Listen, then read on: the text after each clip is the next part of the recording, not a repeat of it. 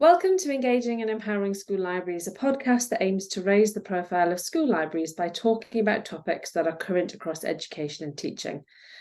Today, Darryl Toerien and I are continuing our monthly chat, FOSIL Education and School Libraries, and we hope to engage with the content on the FOSIL group website, introduce you to people who are using FOSIL in schools, but most of all, just have a conversation about the role of the school librarian within education. So this month, so hi again, Darryl. Yes, good to Hope see you, you're well. Yeah, good, thank you. So this month we're chatting about the IASL conference and Darryl's chapter for the IFLA digital literacy book. So start with telling me what IASL stands for, please. So IASL is the International Association of School Librarianship. Okay. And yeah, it would be worth maybe at some point talking about IASL and the IFLA School Library section. Okay. And something about their histories. So maybe that could be a topic for next time, because I think it would have been very easy for those two associations to be antagonistic towards each other. And they have actually found a way to cooperate on important projects, so joint projects that really have benefited and strengthened the international school library community. So IASL is interesting because their conferences have two tracks. So one of the tracks is really focused on what practitioners are doing in the classroom. And there is another track that is more focused on theory and research. So there's a good mix and a good balance of theory and practical work that is going on. And you can see that very clearly in the programs. Okay, sounds interesting. Sounds good. So, but you joined the conference this time in August. So it's clear that your IFLA presentation, in August, builds on your IASL presentation in July. Could we start by summarizing these two presentations? Is that possible? So So maybe the best way to do that would be if I just start by sharing some general impressions that I took away from the IASL conference in July. So that conference is specifically for school librarians from around the world. Okay. But then what I did is for an inset session for our start of term. So on Tuesday, I reported back on developments over the holiday. So I summarized for colleagues at school the main points from the IASL conference, as well as my presentation of my chapter for the IFLA digital literacy book. Okay. So I'm going to be uploading that inset presentation to the FOSIL group website, hopefully in the next couple of days. Right. But maybe if I just talk through that will be the most concise summary of those two, but it will also give an indication of how the argument that I was putting forward at the IASL conference, how I developed that in the IFLA digital literacy chapter. Okay. So for the IASL conference, one of the things that was really interesting is that we ended the last academic year. For various reasons, I was reminded of a saying that a community is the stories that it tells and the songs that it sings. Yeah. So if you listen to a group of people talking and you listen carefully to what they're talking about, it tells you something about who they are and what they're about. And that isn't necessarily always constructive. So Okay. because quite often if you listen to people talking, a lot of that time is spent moaning about stuff. A lot of people moan, yes. Yes. And so it's very refreshing to be around a group of people who are really excited about the future, who have a vision for the future, a plan for the future, and are actively working towards that. It's a bit similar. It's a bit similar to something that I'm currently focused on, which is going to your head teacher with a solution rather than a problem.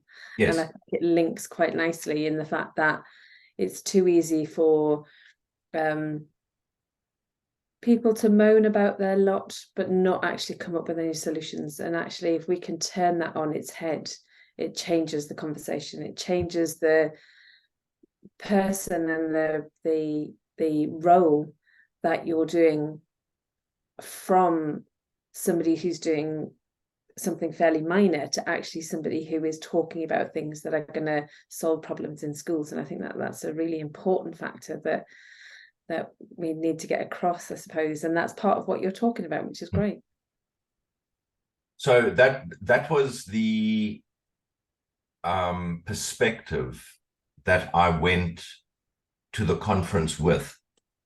And the one thing that struck me immediately from the program, and it's not specifically this program, because I then thought about other school librarian programs, conference programs, and those conference programs are full of amazing people doing amazing things. Yeah. But the real sense is that those amazing things are pulling those colleagues in different directions, and they are pulling the profession in many different directions. So one of the things that struck me and came out in almost all of my conversations with colleagues, and from some of the sessions that I attended, is that there is a real concern about a lack of a coherent identity, an instructional identity for school librarians. So what is a school librarian and what does a school librarian do as a consequence? Yeah. So the really interesting thing for me, just before we get into my presentation, because I had included that in my presentation, is that it seems like many colleagues are rediscovering the IFLA School Library Guidelines, and in the process forgetting what conclusion the guidelines draw. So the guidelines draw together 60 years worth of research and work into an international consensus about what the instructional role of the school librarian is. And I've spoken about that, I've written about that, you've spoken about that, you've written about that. So the core instructional activities are clear. And the one thing that came out of the conversations that I was having is that we have to have clarity about what our instructional identity is, what our instructional role is, and we have to be disciplined about all of those activities, which is why I've been arguing for quite a while that if we have an inquiry-centered instructional program, it encompasses all of the other instructional activities. Yeah. And it means then that we have a balanced instructional program. So just to butt in slightly, are you saying that if conferences took the overall view that the IFLA school library guidelines were our focus and our understanding of what it is that school librarians do, it would change the nature of conferences. Although a lot of what is being done in a conference can be clearly linked to the IFLA school library guidelines based on, whether it's literacy and reading promotion or technology integration. Why do you think there needs... Are we losing focus because there isn't a focus from the top? Are we saying that? So I think one of the things that I've noticed, and you've picked up on it and you've touched on it in various ways before, is that, if I'm being honest, and I'm not even necessarily just speaking about the UK, because there are other countries that are wrestling with similar things. Yeah. And maybe all countries, to a greater or lesser extent, are wrestling with the same thing. Unless we're in a position where we are able to say all school librarians are able to offer this, it becomes very difficult to go to colleagues outside of the library, including leadership, and to say to them, this is what your school library can do for you. Absolutely. I find that when I'm writing, if I'm writing specifically to heads of school and I'm stating the fact that this is all a librarian can do, we know that a lot of them, because of various different reasons, can't. So how do we get around that then? How do we... there needs to be support for librarianship or libraries or school librarians in order to help them engage. But we're heading off on a real tact because of course this is all down to the fact that most school librarians in the UK, we know, don't get paid very well. So being in the library, issuing and returning books and engaging children in reading for pleasure is probably enough within their pay grade. But we also know that there are school librarians who want more, who need more, who understand that their role is more. It's a really difficult balance to find, isn't it? So that is one of the things that emerged for me as a theme or a concern out of that IASL conference. Right. So that is a challenge for the leadership of the profession. Yes. So the leadership of the profession needs to have a vision for what school librarianship is, and needs to have a clear plan about how they are going to get the profession there. Now, that may not necessarily be the same as the vision that is in the IFLA school library guidelines. However, the school library guidelines provide us with a very clear, evidence-informed identity, instructional identity for the school librarian. So it wouldn't make sense to me to reinvent. So the problem with the conference is that, and I think it's because there is a challenge to the profession more broadly, is school librarians latch onto a combination of what interests them and what they're good at, but also whatever particular opportunities their particular school might offer them. Absolutely. So there's nothing wrong with that, and that needs to be applauded. Yeah. The problem is, or the challenge is, how does that relate back to our instructional identity?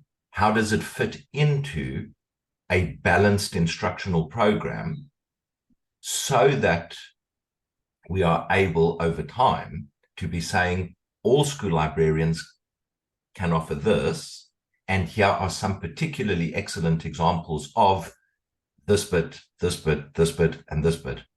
Yeah. Yeah. It's a challenge. Yes. And an opportunity for another conversation. Absolutely. Plenty of conversations to be had, Darryl. Yeah. So go back to Yes. the presentation. So the inset presentation, because this will link to a further question later on about what next. So the focus of the inset presentation was building communities of inquiry. And I took a quotation from an interview with Michael Young from September 2022. So Michael Young produced some very influential work on powerful knowledge. And this interview was a reflection on his evolving understanding of powerful knowledge. So there isn't really an opportunity here to go into what that means. But the really interesting thing is that the title of the interview is "What We've Got Wrong About Knowledge."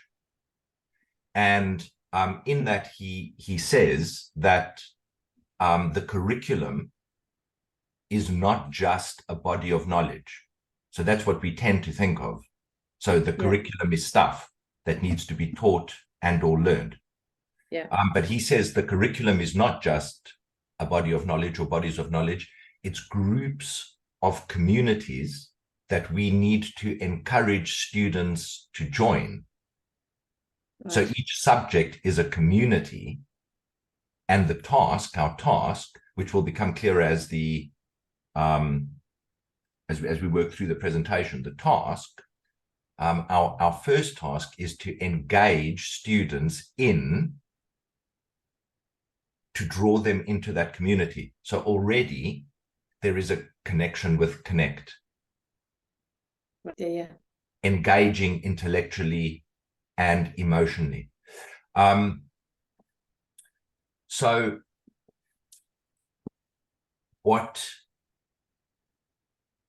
sums up for me inquiry as a stance and a process is a quotation by Charles Sanders Peirce. And he says that in order to learn, you must desire to learn. And in so desiring, not be satisfied with what you are already inclined to think. Okay. So in other words, in order to learn, you have to desire to learn, and you have to be open to learning. You have to be open to being changed by what you learn. Now, the interesting thing there, so he goes on then to say, do not block the way of inquiry. Yeah. Now, that was 1955. The really interesting thing is that in Michael Young's interview in 2022, he writes, acquiring knowledge in school has to be the voluntary act of the learner. You can't actually teach anybody anything. They have to learn it. You can help them, and then listen to the language. They have to have the desire to know. In order to learn, you have to desire to learn.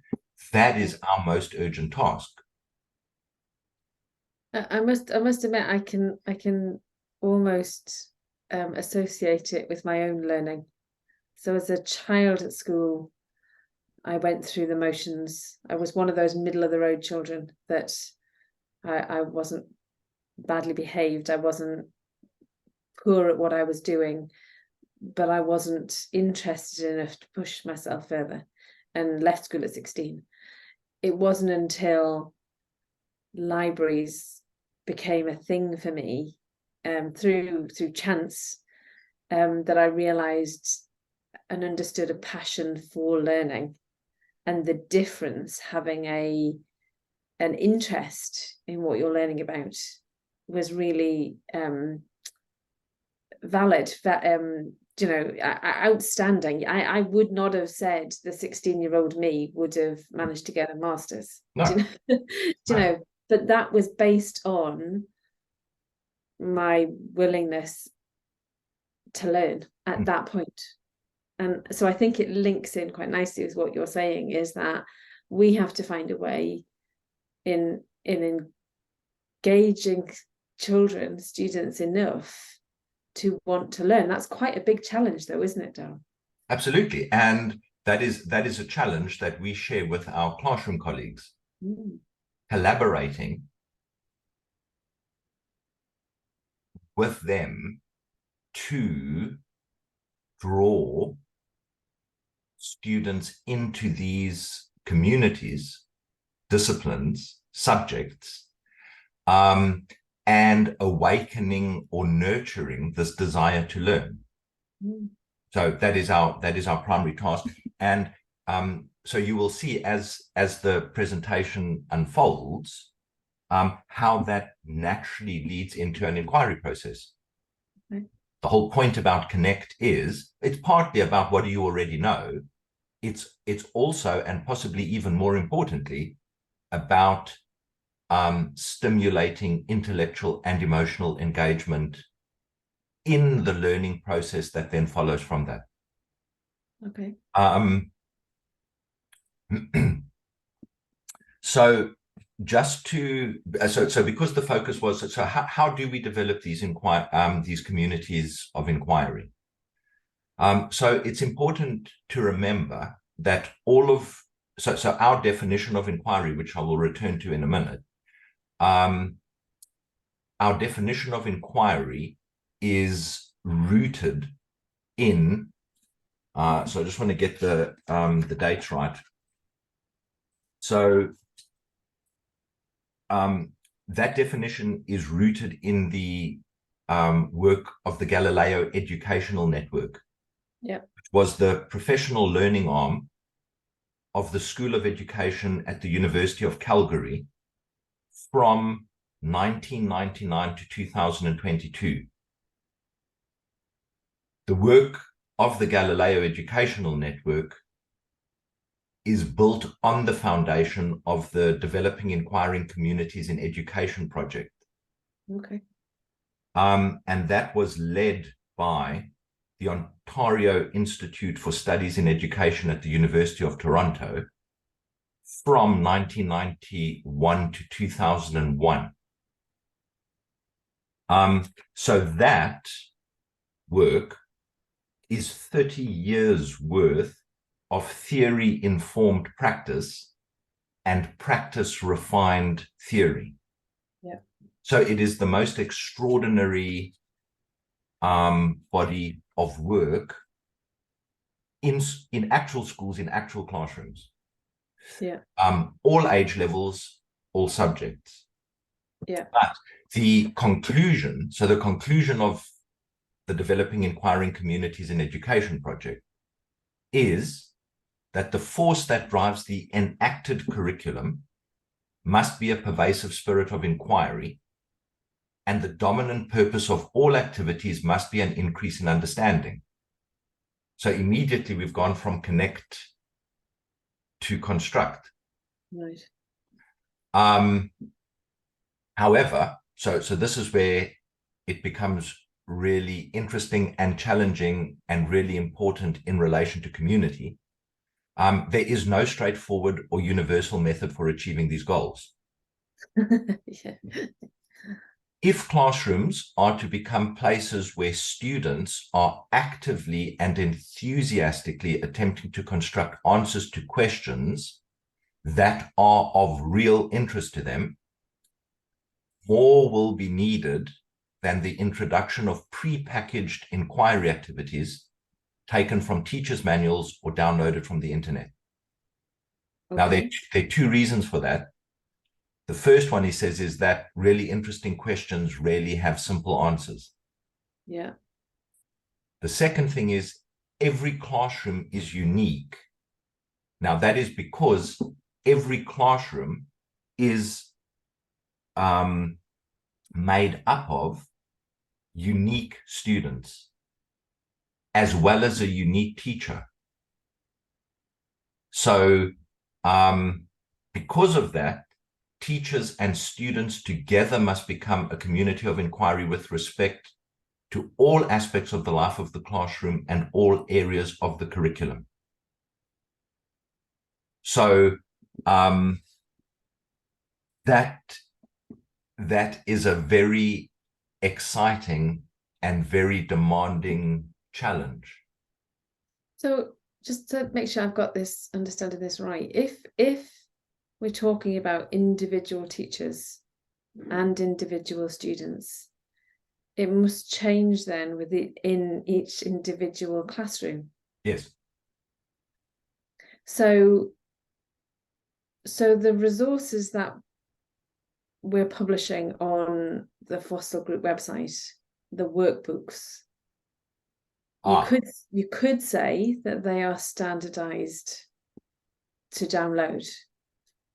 But we're saying more than that though, aren't we? Yeah. Yes. So they are only that if you call them workbooks. Okay. Which is Barbara's point about graphic organizers. Yeah. So a graphic organizer is a tool to think with. Okay. A workbook or a worksheet is something that you fill in. But Darryl, it says workbook on your website. So now, so if you remember, we've been on this journey since before 2011. Yeah.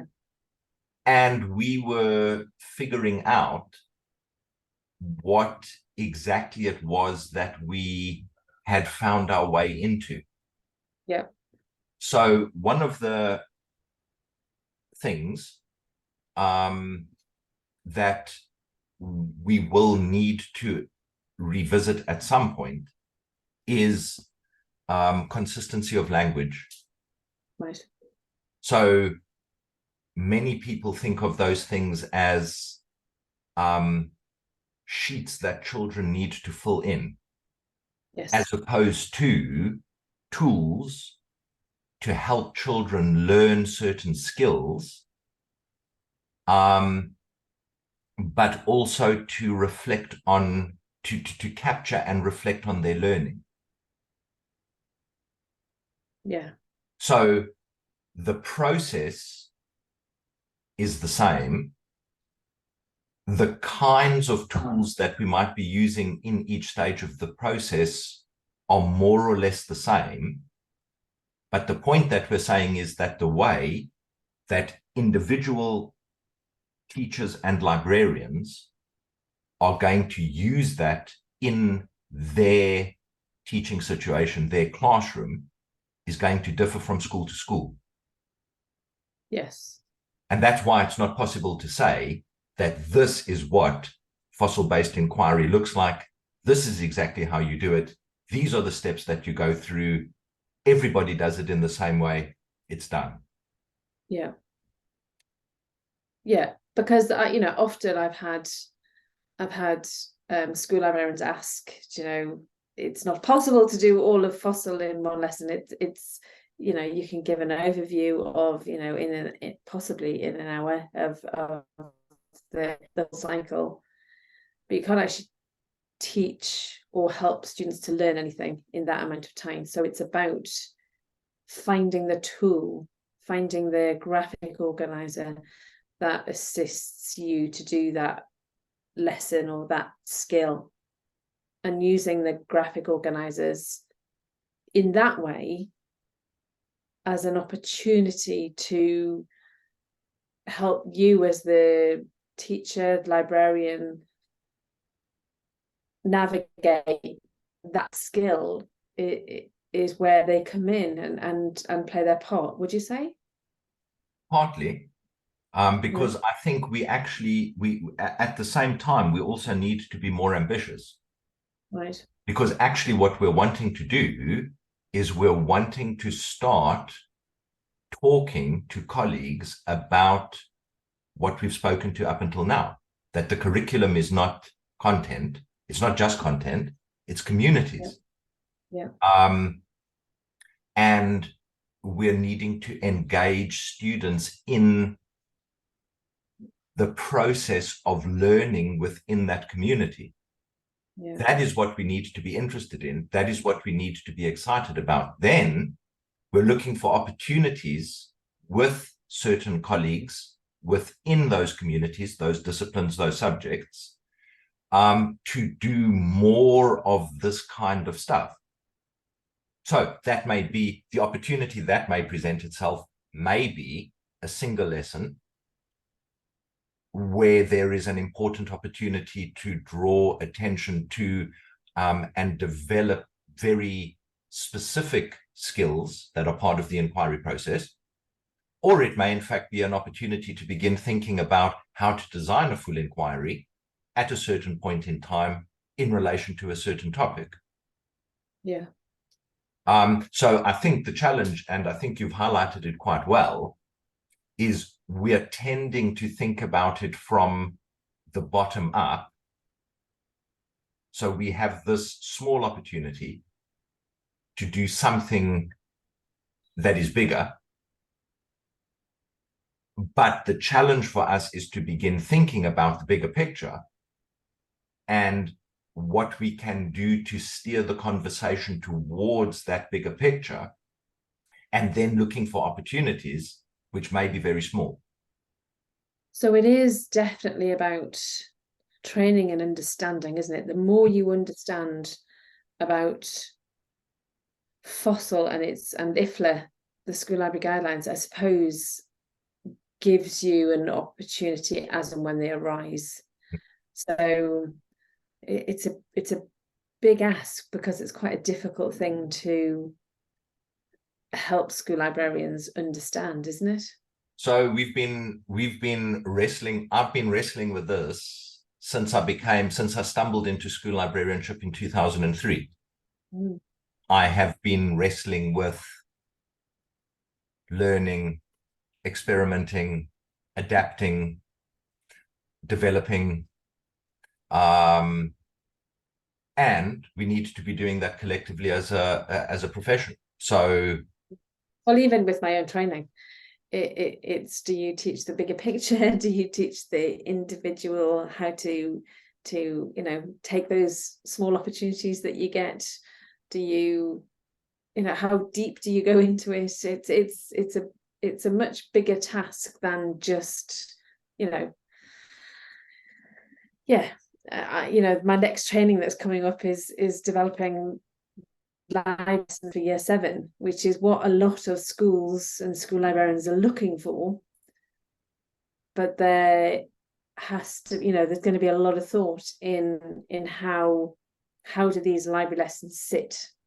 If you've got the opportunity to teach library lessons, library skills in year 7, what does that actually mean? So it's an exciting challenge, but it's something that I think, we're both learning. We're both on the road of taking up this challenge and seeing where it takes us. Well, that's because we're so our discipline is a community of inquiry.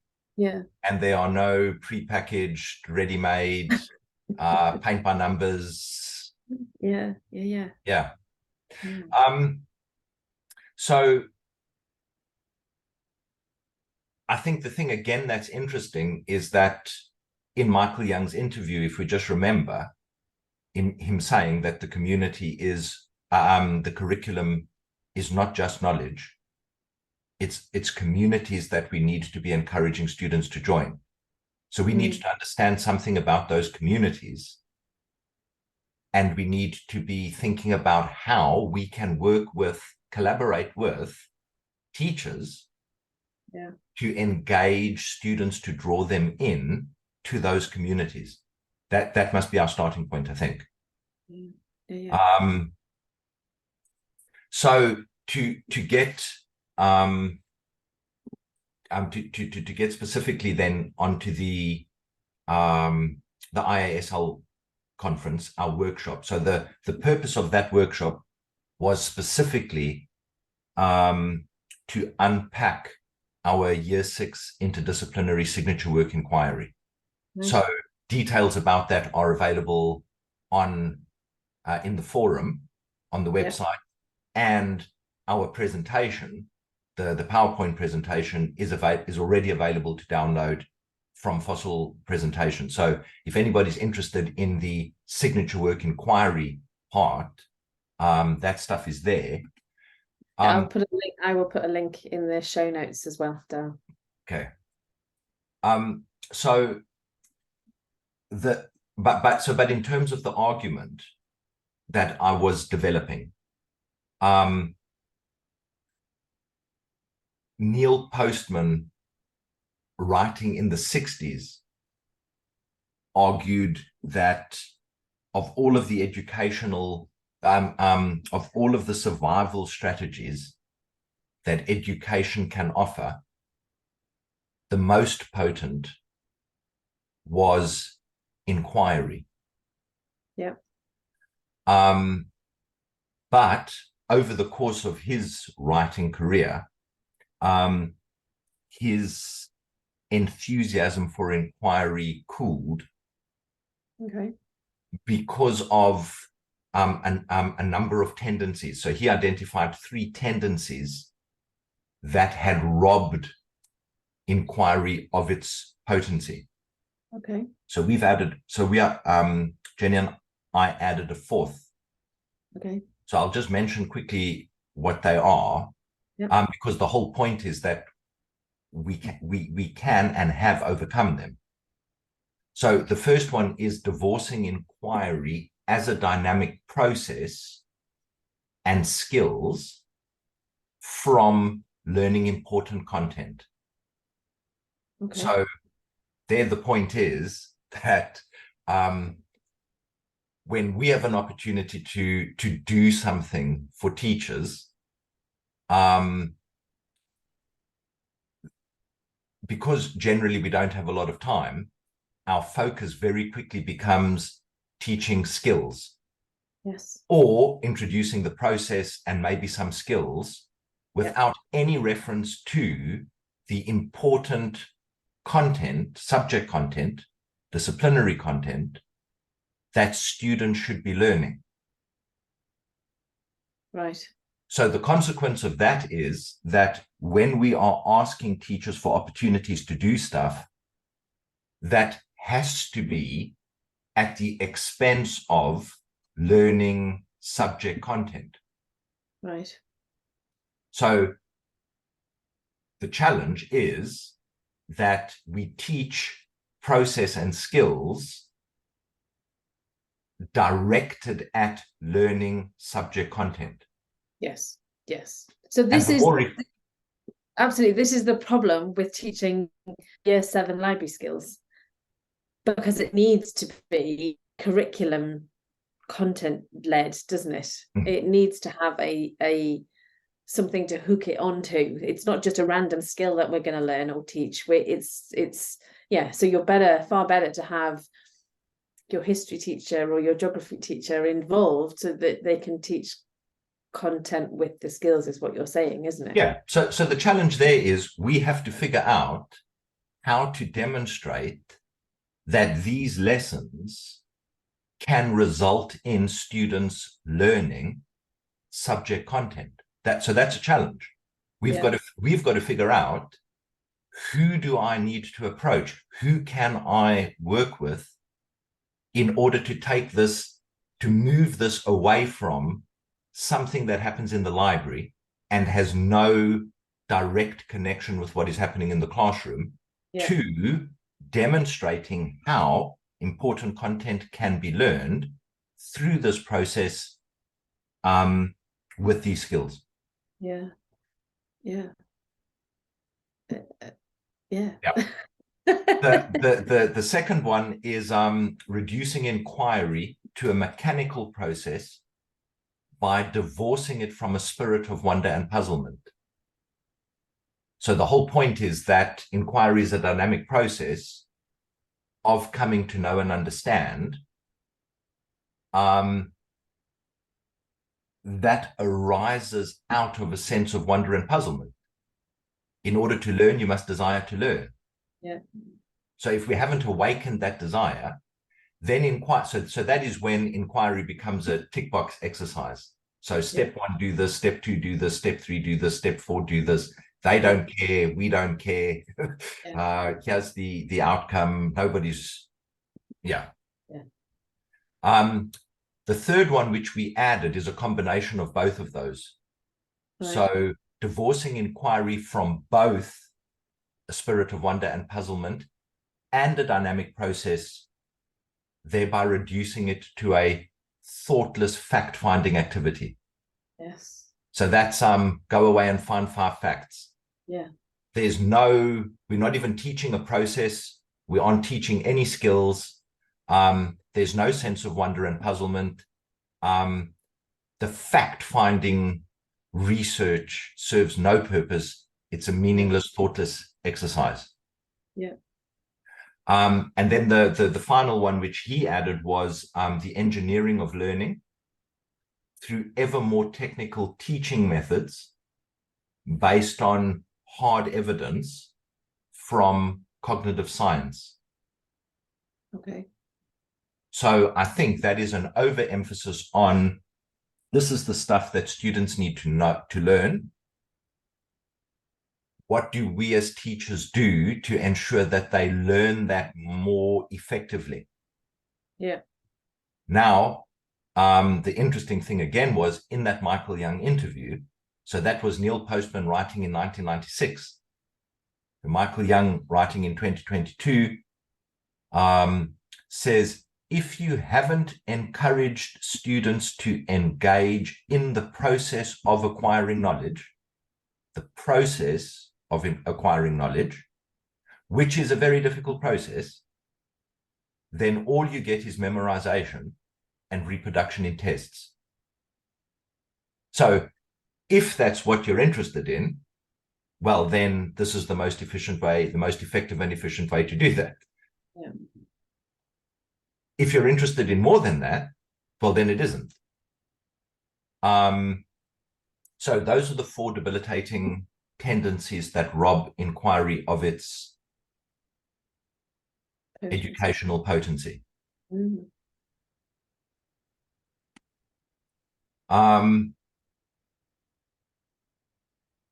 So then moving to the digital literacy book.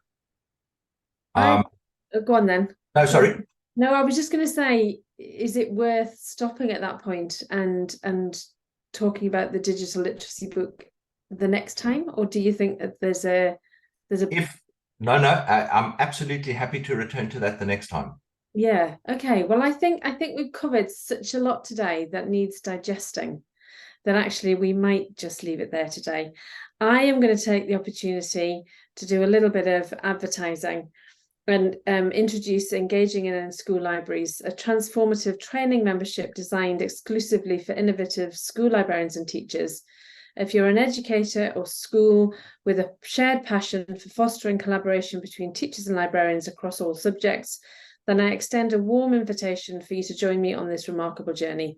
My mission is simple yet powerful: to empower school librarians and teachers through comprehensive training and unwavering support. By equipping them with the necessary tools and knowledge, I aim to enhance independent learning, elevate literacy levels, and nurture overall student well-being through the incredible resource that is your school library. By joining my community, you'll embark on an exciting adventure alongside like-minded individuals who are equally committed to educational excellence. Together, we'll explore unique learning experiences that embrace innovation and encourages the growth of your students. For more information about this extraordinary opportunity, please visit the link provided in the show notes below, and don't miss out on the chance to be part of this empowering initiative.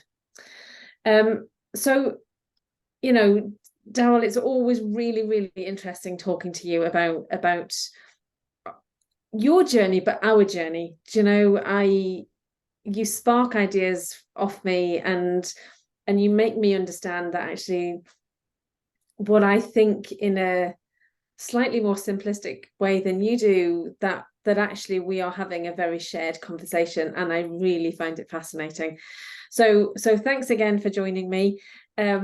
We hope anyone listening has enjoyed the FOSIL podcast. As always, if you'd like to comment on anything you have heard, we'd love to hear from you. And don't forget just to subscribe to this podcast so you don't miss out on future discussions. Thanks very much for listening. Thank you.